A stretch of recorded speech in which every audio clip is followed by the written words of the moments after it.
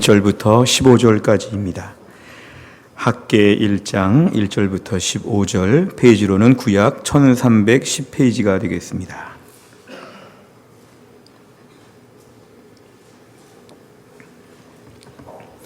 구약 성경 학계 1장 1절부터 15절까지의 말씀 1310페이지가 되겠습니다.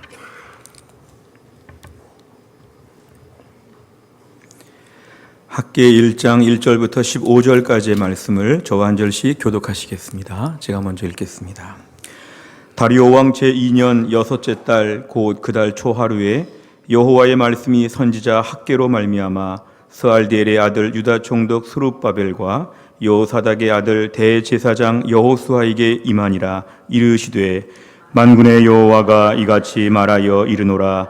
이 백성이 말하기를 여호와의 전을 건축할 시기가 이르지 아니하였다 하느니라.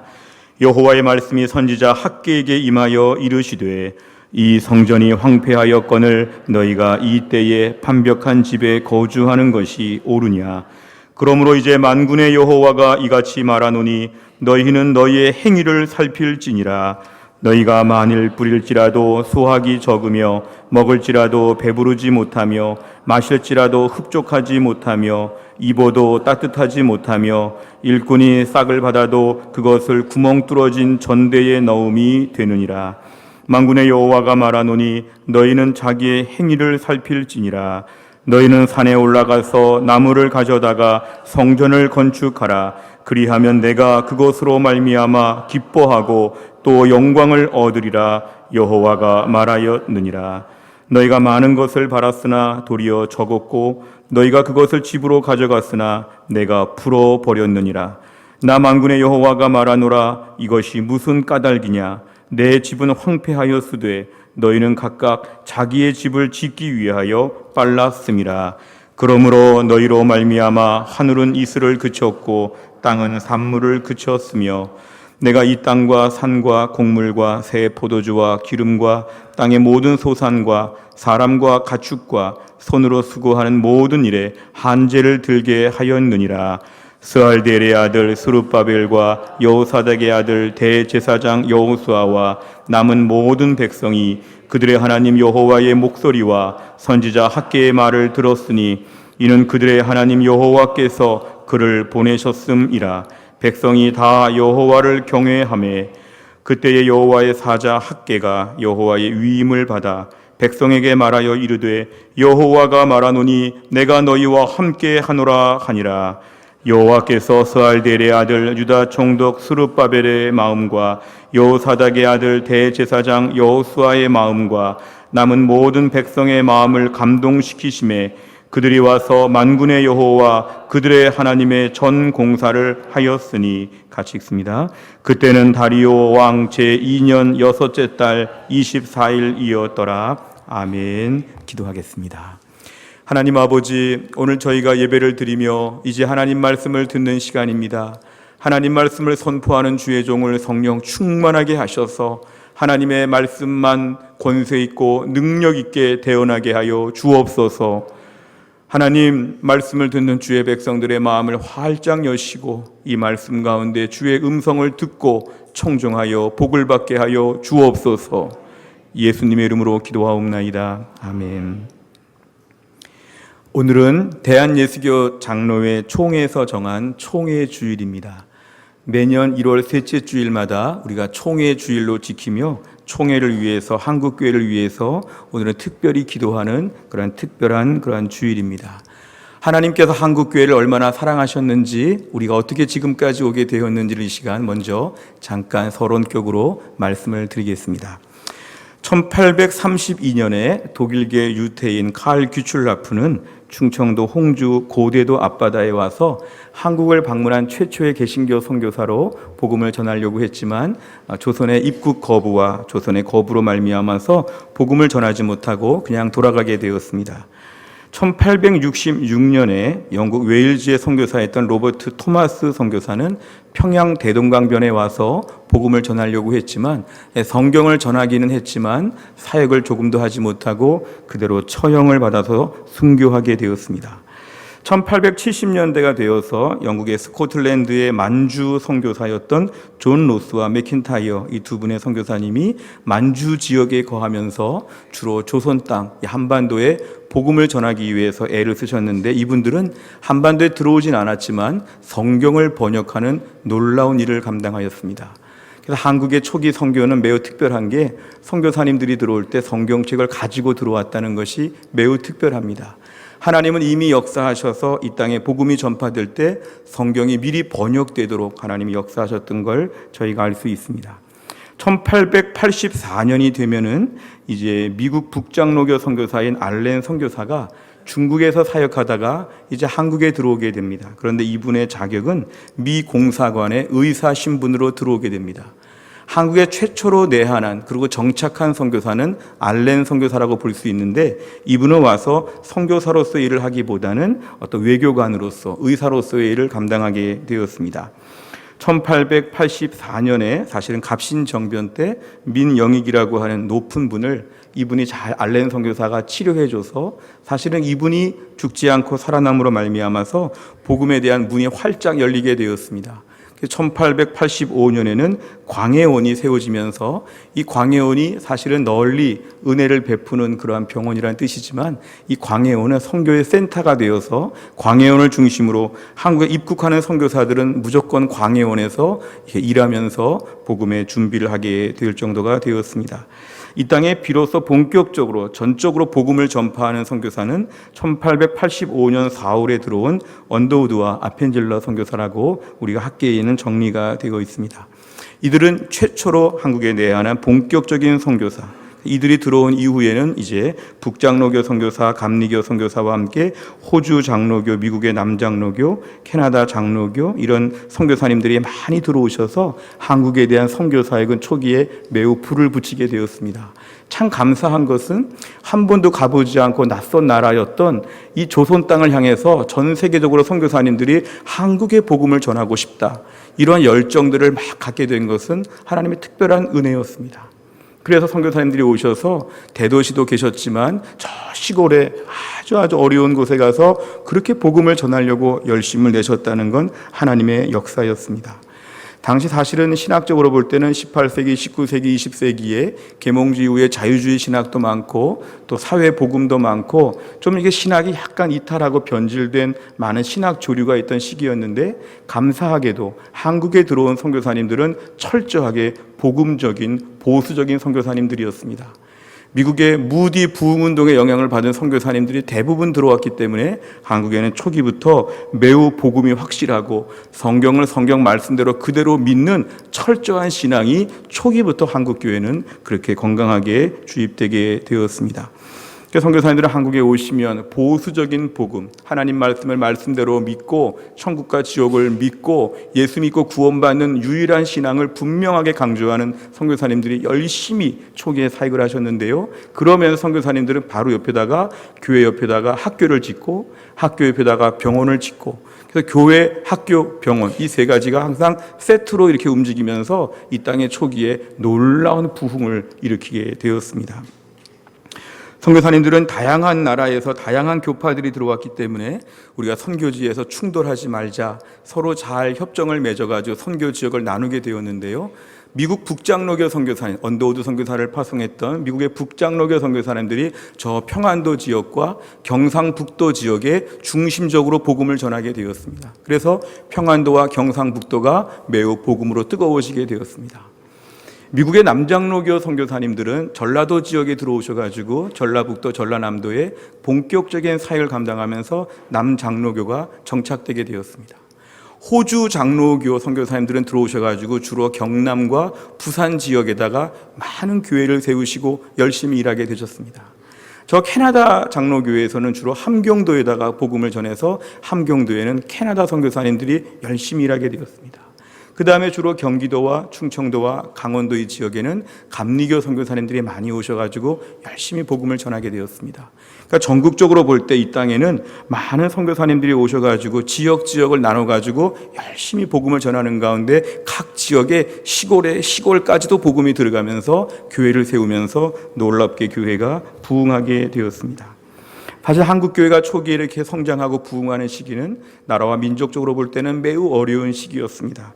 1895년에 청일전쟁이 있었고 1904년에 러일전쟁이 있었고 1905년에 을사조약과 1910년에 한일 합방으로 이어지는 이 많은 나라와 민족의 암울한 시기에 많은 사람들은 아무 소망이 없고 아무것도 의지할 것이 없는 때에 이 선교사님들이 전해준 복음을 붙잡고 천국의 소망을 붙잡고 하나님을 의지하면서 나라와 민족을 위해 기도하고 하나님을 잘 믿으려고 애썼던 우리 선조들의 역사를 저희는 잘 기억하고 있습니다.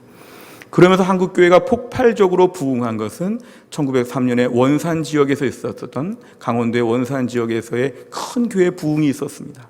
당시 선교사님들은 한국에 오셔가지고 우리가 선교사로서 좀 교만한 것이 없었는지, 우리가 더 겸손하게 열심히 복음을 전해야 됐는데 우리가 오늘 너무 죄가 많고 우리가 부족했다고 하면서 선교사님들이 자복하고 회개하면서 그 1903년에 원산 지역에서 큰 부흥운동이 일어나게 되었고, 이 부흥운동이 파급되면서 전국적으로 부흥이 확산되게 되었습니다. 그러면서 하이라이트는 1907년 1월 달에 있었던 평안도 지역의 남전도회 연합회 사경회 시간에 평안에 큰 부흥이 있어서 이걸 평양대부흥운동이라고 합니다. 이때 수많은 사람들이 모여가지고 앞에 나와서 마이크를 붙잡고 자신의 죄를 자복하게 되었습니다. 저는 누구에게 무슨 죄를 저질렀습니다. 저도 무슨 죄가 있습니다. 밤새 동안 자기 죄를 고백하면서 모두가 울음바다가 되면서 나라와 민족은 어려운 시대에, 우리의 믿음도 참 약한 시대에 하나님 도와주옵소서, 밤새 부르짖어 기도했던 그 평양대 부흥운동은 이제 전국적으로 확산되게 되어서 1907년, 8년, 9년 어간에는 한국교회가 세례교인이 매년 30% 이상이 증가할 정도로 놀랍게 교회가 부흥하고 성장하게 되었습니다. 그래서 한국교회가 본격적인 부흥의 때를 맞이한 것이 바로 1907년 평양대 부흥운동입니다. 그러면 당시에 부흥운동이 확산되면서 우리가 오늘 부흥에 대한 좀 고정관념은 너무 신비적이고 체험적이라고 볼 수 있지만, 당시 1907년 평양대 부흥운동의 영향은 사람들이 사경회라고 해서 말씀을 철저히 조사하고 연구하여 은혜를 받는, 말씀을 연구하여 부흥하는 이 사경회를 집중하게 되었습니다. 그러니까 주로 부흥회 때도 하나님 말씀을 절절별로 잘 강조하게 되었고, 아침에 공부하고 낮에도 공부하면서 하나님 말씀으로 무장된 진정한 부흥. 그러니까 한국은 초기부터 건전한 신학이 한국에 처음에 들어오게 되었고, 부흥운동도 매우 말씀 중심의 부흥이어서 한국교회 초기의 토양이 너무너무 좋았다라고 우리는 볼 수 있습니다. 그래서 한국교회는 1912년에 장로교회 1차 총회가 만들어지게 되었습니다. 그 전까지는 한국교회가 총회를 구성하지 못했는데 남북한을 합쳐서 1912년에 대한예수교 장로회 총회가 구성되었고, 그 총회가 지금까지 이어지고 있습니다. 그래서 한국교회가 가장 어려운 나라와 민족 앞에서 매우 유일한 소망인 것처럼 막 성장하고 있었는데요, 너무도 부끄럽게 1938년에 신사참배를 결의하게 되었습니다. 당시 신사참배를 결의한 기록들을 보면 사실 그 당시 많은 사람들은 이제 3.1운동도 다 끝나면서 이대로 앞으로 영원히 일본 땅이 된다고 그렇게 믿었습니다. 우리가 볼 때 변절자들, 3.1운동의 대부분 앞선 사람들이 변절되었다, 역사의 평가를 많이 하지만 그 당시 사람들의 기록을 보면은 앞으로 독립이란 건 꿈도 꾸지 못하고 이대로 수백 년, 수천 년이 갈 거라고 생각했기 때문에 사람들은 그때 1930년대 후반, 40년대 많이 흔들리게 되었습니다. 그 당시 역사를 살았던 분들의 안타까운 고민과 무거운 마음들을 헤아려 보면 참 가슴이 오늘도 무겁고 뭉클합니다. 1938년에 장로교회가 신사참배를 결의하여서 다 부끄럽고 우린 변절자고 우린 아무 소망이 없다고 할 때에 하나님은 이 땅 가운데 특별히 주기철 목사님이나 손양원 목사님 이런 분들을 통하여 한국교회 신앙의 뿌리가 이어지게 하셨습니다. 그래서 한국교회 신앙의 뿌리가 잘 이어져 오는 그런 역사 가운데 1945년 해방과 1950년 6.25 전쟁을 거치면서 이제 한국교회는 조금씩 회복되기 시작했습니다. 근데 6.25 전란 통해 한국교회는 1952년에 고신총회와 분열되게 되었습니다. 고신총회는 부산을 중심으로, 고신대학을 중심으로 한 고신측 총회가 신사참배를 하고 나온 분들이 대부분 한국교회가 순수성이 의심되고 온전히 회개해야 된다는 것을 강조하였는데, 기존의 총회와 이 감옥에서 나온 분들과의 그러한 대화가 원만하게 되지 않아서 결국 총회가 전쟁통에 분열되게 되었습니다. 1952년에 그런 고신총회와 분열이 되는데요. 1953년이 되니까 하나님 말씀의 성경을 성경 그대로 받아들이자고 하는 대한예수교 장로회 총회와 현대주의 사상을 감안하여서 성경을 새롭게 해석하자는 한국 기독교 장로회가 분열되게 되었습니다. 오늘날로 말하면 장로회와 기독교 장로회, 대한예수교 장로회가 분열되게 된 것입니다. 다 지금 6.25 전쟁통인데 이 6.25 전쟁통에 한국 장로교회들은 분열되게 되었습니다. 1959년이 되게 되면 세계교회협의회 WCC라고 하는 사실은 공산주의 국가들이 가입되어 있는 이 WCC에 대해서 한국의 보수적인 신앙이나 아니면 6.25를 경험한 분들이 볼 때는 공산주의와의 거리가 아직도 멀게 느껴졌기 때문에 같이 이렇게 무슨 총회 연합회 활동을 하는 것에 부담이 있었습니다. WCC는 1948년에 암스테르담에서 만들어진 세계교회협의회인데요. 신학적으로 많은 교파들을 포용하다 보니까 지나치게 신학적으로 많은 문을 열어놓은 그런 곳이었습니다.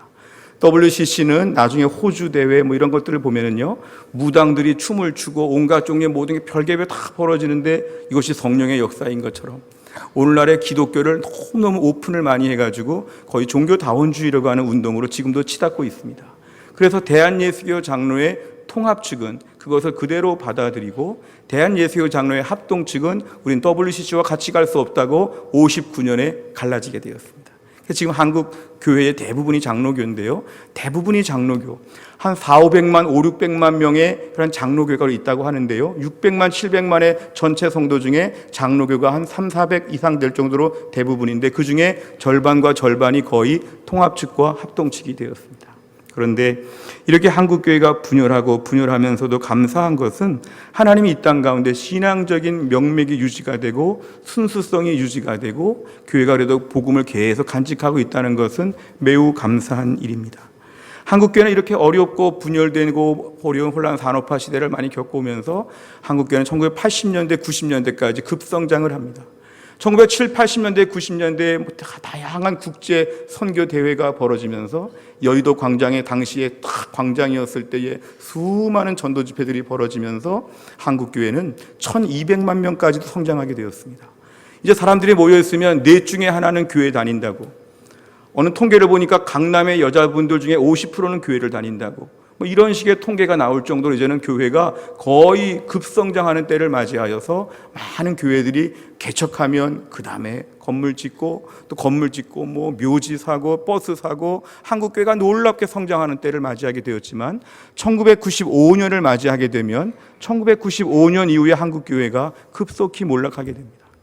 우리의 도덕적인 허물과 윤리적인 잘못들과 함께 복음에 대하여 저희가 충분히 집중하지 못하고 우리가 교회가 성장하고 잘 될 때 마치 요셉의 풍년 때와 같은 시대를 잘 감당하지 못하여 교회들은 어려움을 겪게 되었고 이제는 점점점 교회가 줄어서 600만, 700만의 때라고 하는 때를 지금 저희는 그렇게 살고 있습니다. 어찌 보면 교회가 지금 많이 약해지고 어려워졌습니다. 이제 교회가 사이즈가 작아진 것뿐만 아니라 사람들은 교회를 부끄럽게 생각하고 교회를 다니는 사람이나 안 다니는 사람이나 교회를 향해서 함부로 무시하고 우습게 보고 희화화하는 시대를 저희는 지금 살아가고 있습니다.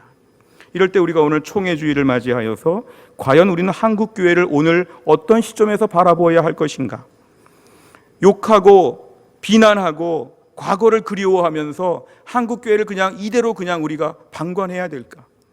과연 우리가 주님이 핏값으로 사신 사도행전 20장 28절에서 핏값으로 사신 교회를 향해서 우리가 이 시대에 어떤 마음을 가져야 될지 오늘 하나님 말씀을 듣는 가운데 주의 음성을 다 들을 수 있기를 주의 이름으로 축원합니다. 오늘 본문의 배경을 좀 말씀을 드리겠습니다. 오늘 본문의 배경을 보면 이스라엘 백성들이 하나님 앞에 범죄하여서 이스라엘 백성들이 하나님께 죄를 지어서 주전 586년에 남유다가 멸망하게 되고 바벨론이 이스라엘 땅을 다 점령하게 됩니다. 그러면서 이스라엘에 살고 있는 사람들을 포로로 다 끌고 가게 됩니다. 그러니까 북이스라엘은 주전 722년에 이미 망했고 북이스라엘은 공중분해된 것처럼 전 세계에 흩어지게 되었고 이제 낯선 사람들이 외국 사람들이 와가지고 이스라엘 땅에 살면서 통혼을 하고 혼혈 민족으로 살면서 북이스라엘에는 정통을 지키지 못하는 사마리아 사람들이 살고 있었습니다. 남유다마저 다 멸망했기 때문에 다 망한 줄 알았습니다. 그런데 하나님께서는 70년 만에 그 바벨론이 페르시아에게 멸망되게 하면서 하나님이 극적으로 이스라엘 백성들을 본토 고향 땅으로 돌아오게 하셨습니다. 이제 본토 고향 땅으로 돌아온 그 남유다 백성들은 어떤 마음이 있었냐면, 우리가 돌아가자마자 다시 한번 성전을 멋있게 짓자, 솔로몬 시대처럼 성전을 멋있게 짓고 하나님 잘 섬기고 우리 믿음으로 살자. 그동안에 우리가 70년 동안 나라가 망해서 얼마나 서럽고, 얼마나 우리가 신앙적으로 우상을 억지로 섬겨야 됐고, 우리가 정말 믿음 생활하기 참 어려웠는데 우리 성전 제대로 짓고 믿음으로 살아보자고 다 의기충천하게 되었습니다. 근데 문제는 북이스라엘 땅에 살고 있는 사마리아 사람들이 성전 재건 작업에 동참하기를 원했었습니다.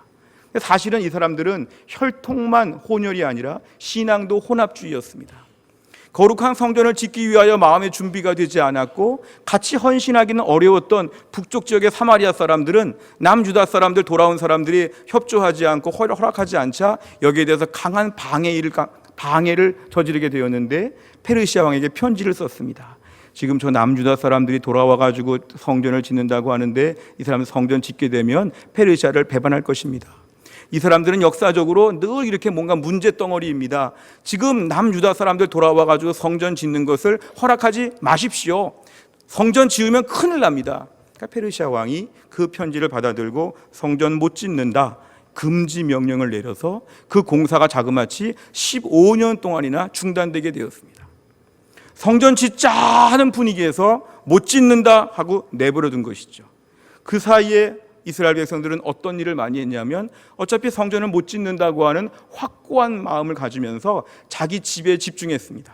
우리 그동안 남의 나라 가서 고생했으니까 우리 집 한번 잘 지어보자. 화려하게 집을 짓는 것이죠. 바벨론, 페르시아, 당시 화려한 문화 가운데 우리 집도 한번 그렇게 지어보자. 하나님의 성전은 이제 못 지어. 하나님의 성전을 지을 수가 없어. 15년째 중단됐지만 영원히 못 지을 거야. 우리 집만 잘 지어보고 우리 애들만 잘 키워보고 나만 건강하게 오래오래 살아보자 하면서 자기 집을 잘 짓기 시작했습니다. 농사도 열심히 짓고 자기 삶에 집중했습니다. 그런데 바로 그때 하나님께서는 선지자 학개를 여기에 보내신 것입니다. 선지자 학개는 가가지고 오늘 본문의 2절을 보시면, 하나님의 성전에 대해서 아직 지을 때가 아니라고 너희가 지금 막 말하고 있는데 이것이 옳으냐? 하나님의 성전 저렇게 폐허처럼 15년째 너희들 신앙생활, 너희들 제사 드리지 않니? 절기 드리지 않니? 이 모든 거 올스톱하고 나라가 지금 회복된 것 같지도 않은 이 모든 이 안 좋은 상황에서 너희들 집만 화려하게 짓고 사는 거 너희 옳으냐? 이것이죠. 오늘 3절과 4절에 보면은요, 성전이 폐허로 남아 있는데 너희가 하나님의 성전에 대해서는 집중하지 아니하고 5절, 6절에 보면은 자기의 삶에만 집중하며 사는 인생, 너 이거는 너 지갑에 구멍이 날 거야. 너 열심히 일해도 헛수고가 될 거야. 오늘 학개는 지금 아주 강하게 얘기합니다. 오늘 본문의 9절부터 11절까지 한번 읽어볼까요? 9절부터 11절입니다. 시작. 너희가 많은 것을 바랐으나 도리어 적었고 너희가 그것을 집으로 가져갔으나 내가 풀어버렸느니라. 나 만군의 여호와가 말하노라. 이것이 무슨 까닭이냐? 내 집은 황폐하였으되 너희는 각각 자기의 집을 짓기 위하여 빨랐음이라. 그러므로 너희로 말미암아 하늘은 이슬을 그쳤고 땅은 산물을 그쳤으며 내가 이 땅과 산과 곡물과 새 포도주와 기름과 땅의 모든 소산과 사람과 가축과 손으로 수고하는 모든 일에 한재를 들게 하였느니라. 아멘. 한재는 가뭄으로 인한 재앙입니다. 그러니까 이렇게 말하는 거죠. 너희가 하나님의 성전 짓다가 중단한 채 완전히 잊어버리고 너희 삶에 더 화려하게 열심히 살려고 했는데 너희들 이 모든 건 내가 풀어버릴 것이다. 너희가 새벽부터 밤까지 그렇게 열심히 일하는 거 내가 풀어버리면 다 헛수고다. 아무것도 아니다. 너희들은 하나님의 집은 황폐한데 자기의 집을 짓는 일에 지나치게 집중하고 있다. 이 땅의 모든 것들 내가 다 멈추게 하겠다. 너의 삶의 모든 부분에 다 가뭄 같은 피해가 있겠다. 이렇게 얘기를 하는 것이죠. 오늘 학개 선지자의 메시지는 이것이었습니다. 너희가 하나님 앞에 불성실하고 인간적인 삶에 성실했다는 것이죠. 세상에서는 인간적인 삶에 성실한 것을 칭찬하지만 신앙적으로 볼 때는 하나님의 일에 불성실하면 그거는 불성실한 인생으로 끝난다는 것입니다. 오늘 보면 이스라엘 백성들을 나쁜 짓 한 건 없지요. 자기 집이 지금 다 허물어져 있고 자기 집이 황폐화되어 있는데 포로제 갔다가 돌아오니까 엉망이었죠. 집 짓는 거 필요하죠. 내 집을 잘 지어야 되죠. 그런데 오늘 본문에 의하면 너희 집 짓는 일에만 열심을 냈다는 것은 하나님 앞에 옳지 않다는 것입니다. 너희 삶에 열심을 내는 게 중요하지 아니하고 무슨 일에 열심을 내는가? 신앙적인 삶에 우선순위를 두지 아니하고 너희 인간적인 삶을 완벽하게 꾸민다고 해도 너희 삶은 구멍이 뻥뻥 뚫릴 것이다. 내가 일부러 다 방해할 것이다. 너 그렇게 열심히 하는데 돈이 딴 데로 펑펑 나가고 너희 그렇게 열심히 살아도 너희 인생은 다 망할 것이다. 하나님 무섭게 오늘 경고하십니다. 마태복음 24장 37절 39절에 보면은 노아의 때를 얘기합니다. 노아의 때와 예수님 마지막에 오실 종말의 때가 비슷합니다. 38절에 보니까 홍수전에 노아의 때 사람들이 먹고 마시고 장가들고 시집가고, 이거 나쁜 거 절대로 아닙니다. 먹어야 되죠. 마셔야 되죠. 결혼 생활 해야 되죠. 근데 문제는 뭐냐면은 이런 모든 일을 감당하면서 39절에 보니까 홍수가 나서 다 멸하기까지 그런 일에 지나치게 집중했다는 것입니다. 하나님 우리에게 생육하고 번성하라, 땅에 충만하라, 행복하고 기쁘게 살아라, 창세기에 다 말씀해 주셨죠. 근데 문제는 그런 일에 너무 집중하느라고 하나님께는 요만큼의 시간도 못 드리고 요만큼의 물질도 못 드리고 내 인생을 계속 불려나가는 것이죠. 하나님께서 너희 인생에 집중하는 거 필요하지만 너희 인생에 지나치게 몰두하고 지나치게 너희 인생을 꾸미느라고 하나님께 마음을 쓰지 못하는 인생은 너희들은 하나님께서 인정해 주지 않는다는 것이죠. 디모데전서 6장 8절과 9절 한번 읽어볼까요? 디모데전서 6장 8절 9절 시작. 우리가 먹을 것과 입을 것이 있은즉 족한 줄로 알 것이니라. 부하려 하는 자들은 시험과 올무와 여러 가지 어리석고 해로운 욕심에 떨어지나니 그 사람으로 파멸과 멸망에 빠지게 하는 것이라. 아멘. 먹을 것과 입을 것 다 필요하죠. 8절 좀 보여주세요. 먹을 것과 입을 것 다 필요하죠. 그런데 이것은 다 우리에게 필요한 것이지만 여기에 지나치게 집중하게 되면은 뭘 먹을지에 대해서 며칠 동안 헤맨다는 거죠. 그냥 입으면 되는데 입는 문제 가지고 신앙적인 거 다 내려놓고 입는 것만 며칠 동안 몰두한다는 것이죠. 며칠 동안 하나님께 경건 생활이나 은혜 받고 순종하고 믿음 생활 못하는 채 먹는 거 입는 거에 대해서 지나치게 몰두하니까 오늘 9절에 보니까 이런 부하려 하는 생활은 별다른 시험과 올무와 여러 가지 해로운 욕심들이 많아져서 파멸과 멸망으로 끝난다. 오늘 좀 무섭고 서운한 말씀일 수 있지만 잘 들으셔야 됩니다. 내 인생 가운데 하나님께 집중하지 못하고 내 삶에 필요 이상 집중하면 우리 자녀에게 너무너무 많이 집중하고 집착하면, 물질에 너무 집착하면, 우리 건강에 너무 집착하면, 내 삶의 오락에 너무 집착하면 이 모든 생활이 신앙생활을 그만큼 뺏어버리는데 결론은 뭐냐면 파멸과 멸망으로 끝난다는 것입니다. 우리가 오늘 이 땅을 살면서 우린 과연 어떻습니까? 오늘 본문의 이스라엘 백성들의 형편과 우리 형편이 유사한 부분이 없습니까? 하나님 우리가 일상의 필요, 일상의 삶을 사는 거 다 아시죠? 문제는 그 이상 도를 넘어서 내 삶에 지나치게 몰두하게 되면은 하나님께 소홀히 할 수밖에 없다는 것이죠. 나는 지금 시간이 없어서 성전 지을 때가 아니야. 난 시간이 없어서 주를 위해서 아무것도 못한다는 것이죠. 어떤 잡지책을 보니까요, 인테리어 무슨 잡지책이었는데요, 어떤 주부가 자기 집을 꾸미는데 제가 볼 때 아름다운 집을 꾸몄습니다만 지나치게 거기에 몰두하는 거죠. 내 집을 예쁘게 꾸미는 일에 지나치게 집중하게 되면 그 시간만큼 성경 못 보고 기도 못하고 주를 위해 봉사 못하고 하나님 말씀 배우지 못합니다. 필요하지만 지나치게 집중하는 것이 바로 사탄이 말세해주는 영적인 산만함이죠. 하나님께 집중하지 않고 다른 일에 너무 몰두해서 나중에 알고 보니까 시간이 나지 않아요. 돈이 없어요. 왜? 문제는 다른 데 다 써서 우리 인생 그렇게 된다는 것입니다. 오늘 본문의 8절이 제일 중요합니다. 본문 8절 한번 같이 읽어보겠습니다. 시작. 너희는 산에 올라가서 나무를 가져다가 성전을 건축하라. 그리하면 내가 그것으로 말미암아 기뻐하고 또 영광을 얻으리라. 여호와가 말하였느니라. 아멘. 오늘 본문의 핵심적인 얘기는 이것입니다. 혼내는 게 오늘 목적이 아니라 8절의 말씀 어서 지어라는 것이죠. 산에 가서 나무를 베다가 성전 지어라는 것이죠. 어서 해라. 오늘 8절이 제일 중요합니다.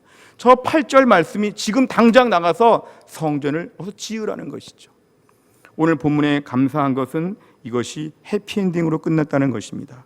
오늘 12절에 보니까요, 스알디엘의 아들 스룹바벨, 대제사장 여호수아, 남은 모든 백성들은 이 선지자 학개의 말을 하나님 말씀으로 받아들이고 즉각적으로 나가서 그 말씀에 순종하고 들었다는 것이죠.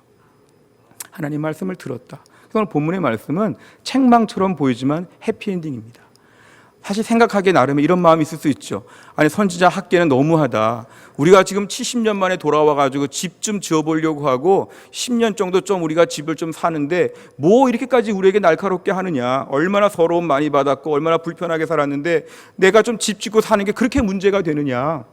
꼭 성전 지금 지어야 되겠느냐. 나중에 더 여유가 있으면 더 기쁨으로 할 때 그때 하지. 선지자 학개는 너무하다. 하나님 너무하다. 불평하고 원망할 수 있었죠. 오늘 본문에 의하면 불평하지 않고 여호와의 목소리와 선지자 학개의 말을 그대로 들었다 그랬습니다. 오늘 본문을 좀 오늘날 적용해 볼까요? 오늘 말씀 무슨 의미가 있을까요? 우리가 오늘날 우리 신앙생활에 있어서 이 성전은 건물로서의 성전뿐만 아니라 우리 마음의 성전을 일컫습니다.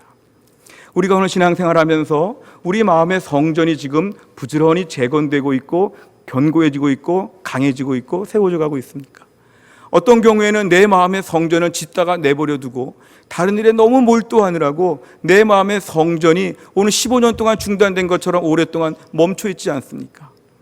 내 삶에 있어서 다른 데 너무 열심을 내는데 그 열심을 내니까 하나님께 열심을 못 내는 거죠. 내 성전은 회파되었는데 개인의 삶은 너무 번듯하게 잘 꾸몄죠. 근데 문제는 오늘 본문의 무서운 경고는 뭐냐면 그 번듯한 것이 무너진다는 거죠. 하나님께 집중하지 않고 번듯한 인생은 나중에 이거는 아무것도 아니라는 것입니다. 오늘 본문에 의하면 내 삶의 우선순위가 내 마음의 성전을 회복하게 하여 주시옵소서. 여기에 집중되어야 합니다.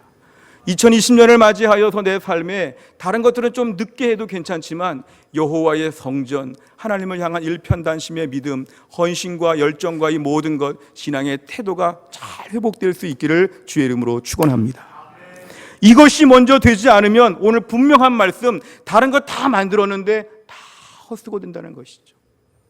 어떤 분이 이렇게 바느질을 하는데요, 그 바늘에 실을 엮었는데 끝에 이렇게 매듭을 짓지 않고 했는데요, 마지막에 큰 이불 하나를 다 바느질로 했는데 맨 마지막에 그 매듭이 없으니까 훅 잡아다니니까 다 풀려가지고 나중에 헛수고 한 것이 되었죠. 오늘날 우리 인생 가운데 하나님이 도와주시면 내 인생은 복된 인생으로 갈 수 있지만 하나님이 내 인생 가운데 후 풀어버리시면 아무것도 아니라는 것이죠. 그렇게 사랑하는 자녀, 그렇게 귀한 여기는 물질, 내 인생의 모든 중요한 것들이 하루아침에 하나님 풀어버리시면 아무것도 없다는 것이죠. 오늘 본문의 말씀은 풀어버린다는 게 핵심이 아니라 8절 말씀, 어서 나가서 지어라는 것이죠.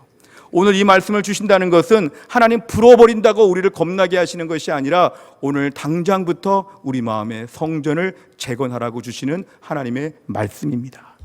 하나님, 제가 오늘부터 내 마음의 성전을 짓는 일에 힘쓰겠습니다. 내 마음의 성전을 열심히 짓고 내 마음의 온전한 믿음의 사람으로 제가 굳건하게 하나님 세워지겠습니다. 저에게 믿음을 더하여 주시옵소서. 내 인생의 우선순위가 내 마음의 성전을 짓는 일에 다른 것보다 더 몰두할 수 있는 이런 은혜가 우리에게 있기를 간절히 바랍니다. 오늘 본문의 말씀에서 중요한 적용은 이것입니다. 신앙생활은 생태계가 중요하다는 얘기를 오늘 꼭 드리고 싶습니다. 이 생태계라는 말은 뭐냐면은 자연 생태계가 다 어우러져서 서로 상호 균형과 조화를 이루는 것처럼 우리가 오늘 개인적인 성전을 짓겠다, 내 마음의 신앙적인 부분을 튼튼히 하겠다고 할 때 제일 중요한 것은 이것이 본격적으로 다뤄지고 훈련되어지고 연마되어지는 것이 우리 교회라는 것입니다. 내가 오늘 마음의 성전을 짓겠다, 신앙생활 잘하겠다 그러면 우리 교회를 위해서 기도하셔야 됩니다. 하나님, 우리 교회가 새해에 은혜 충만한 교회가 되게 하여 주시옵소서. 내 마음의 성전을 지으려고 하는데 우리 교회가 영적으로 황폐하고 상처가 많고 불평이 많고 토양과 체질이 안 좋으면은 나는 이 속에서 절대로 신앙적으로 잘 될 수가 없다는 것이죠. 나와 우리 자녀들이 신앙생활 잘하고 싶다면 교회 위에서 기도해야 됩니다. 주여, 우리 교회가 문만 열어도 은혜가 있는 교회가 되게 하여 주시옵소서. 예배 한 번을 드려봐도, 다락방 한 번 가봐도, 전도에 잠깐 대화 5분만 나눠봐도 교회 안에서 은혜가 넘쳐서 새로 오신 분들이 볼 때는 야, 이 교회는 참 은혜가 풍성한 교회이구나, 이런 건강한 교회가 될 수 있도록 교회를 위해 기도하시기를 바랍니다.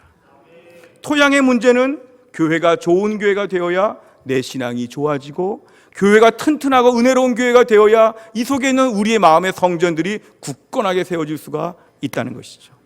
오늘 말씀을 더 확대하면, 주여 한국 교회가 살아나게 하여 주시옵소서. 저를 따라해 보실까요? 주여 한국 교회를 살려 주옵소서. 아멘. 우리는 이렇게 기도하셔야 됩니다. 아유, 한국 교회 어느 교회 보니까 무슨 일도 있었대요. 아유, 우리 교회 보니까 무슨 일도 있어요. 아유, 한국 교회 이런 교회, 아유, 한국 교회, 아유, 우습게 보고 가볍게 보고 함부로 말하는 그 교회, 주님이 그 교회 위에 십자가에서 피 흘려 피값으로 사셨다는 걸 기억해야 됩니다.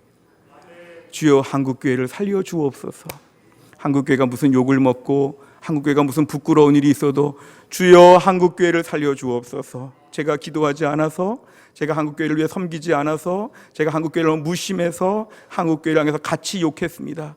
불신자처럼 한국 교회 같이 함부로 말했습니다. 용서하여 주시옵소서.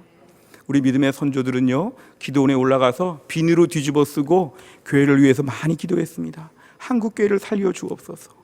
우리 부모님, 할아버지, 할머니 때 교회 기도원 가서 기도 많이 했죠. 우린 그 기도의 덕을 누리고 있는 거죠. 어찌 보면 우리가 오늘날 한국 교회를 위해 기도해야 됩니다. 주여 수치와 치욕과 무능과 좌절과 절망 가운데 있는 한국 교회가 우리 때 다시 부흥되게 하여 주시옵소서. 주여 우리 아들, 딸들에게, 우리 손자, 손녀들에게 좋은 교회를 넘겨주게 하여 주시옵소서. 이렇게 우리가 눈물을 흘려 기도하면 한국 교회에 새날이 올 것을 믿으시기를 바랍니다. 한국 교회를 부끄럽게 보는 것은 불신자들이고 남들이 하는 말이죠. 우리는 부끄럽다고 말하지 않고 이 교회를 끌어안고 기도해야 되죠. 하나님 한국 교회 살려주시고, 한국 교회가 좋은 교회가 되어야 우리 해성교회가 좋은 교회가 될 수 있습니다. 한국 교회가 좋은 교회가 되어야 그 속에는 우리 교회가 같이 좋은 교회가 되는 것이죠. 미세먼지로 한 도시가 지금 다 엉망이고 막 눈이 자욱한데 여기만 미세먼지가 없게 해달라는 건 불가능한 것이죠. 하나님 전체적으로 한국 교회가 다 은혜로운 교회가 되고, 그 속에는 우리 교회가 은혜로운 교회가 되고, 그 속에 있는 내 심령이 은혜롭게 하여 주시옵소서. 이렇게 기도하게 되면 하나님 반드시 응답하여 주실 것입니다. 말세가 되어서 한국 교회를 많은 사람들이 함부로 말할 때 우리는 피눈물을 흘리면서 기도하시기를 바랍니다. 하나님, 주님의 교회인데 하나님 회복되게 하여 주시고, 한국교회, 해성교회, 우리 마음의 내면의 성전이 온전히 회복되게 하여 주시옵소서. 이렇게 기도하며 나아가면 우리 모두에게 하나님께서 오늘 본문의 8절 이하의 놀라운 축복처럼 우리에게 은혜를 베풀어 주실 것입니다. 우리 모두가 한국교회 회복을 위하여 쓰임받고 눈물을 흘려 기도하는 주의 백성 다 될 수 있기를 주의 이름으로 축원합니다. 기도하겠습니다. 하나님 아버지, 감사합니다. 오늘은 총회 주일을 맞이하여 한국교회를 위하여 기도합니다. 부끄럽고 못나고 약해지고 초라해진 한국교회를 위하여 우리가 눈물 뿌려가며 껴안고 기도합니다. 주여 한국교회를 살려 주옵소서. 우리 때의 교회가 다시 살아나서, 우리 부모님들 때에 그렇게 부흥의 시대가 있었는데 우리가 망가뜨려서 우리 자손 때에 하나님 아버지 약한 교회를 물려주지 않게 하여 주시고, 우리 아들, 딸들이, 우리 손자, 손녀들이 은혜 받으며 춤을 추며 주님을 섬기며 주님의 손과 발이 되어서 주님의 교회를 잘 섬겨갈 수 있는 한국교회가 되게 하여 주옵소서. 그 속에는 해성교회가 같이 복을 받게 하여 주시어서 해성교회가 은혜로운 교회가 되게 하여 주시고, 해성교회가 누구든지 우리 교회 들어오기만 하면 하늘의 복을 받는 귀한 교회가 되게 하여 주옵소서. 우리 교회 가운데 모든 성도들 심령의 성전들이 날마다 재건되어지게 하여 주옵소서. 삶의 우선순위를 집중하여서 믿음 먼저 되고 삶이 뒤따르게 하여 주시고, 하나님께 먼저 집중하고 남는 시간으로 인생을 살겠다고 하는 분명한 결단이 우리 안에 세워지게 하여 주시옵소서. 모든 말씀을 예수님의 이름으로 기도하옵나이다. 아멘.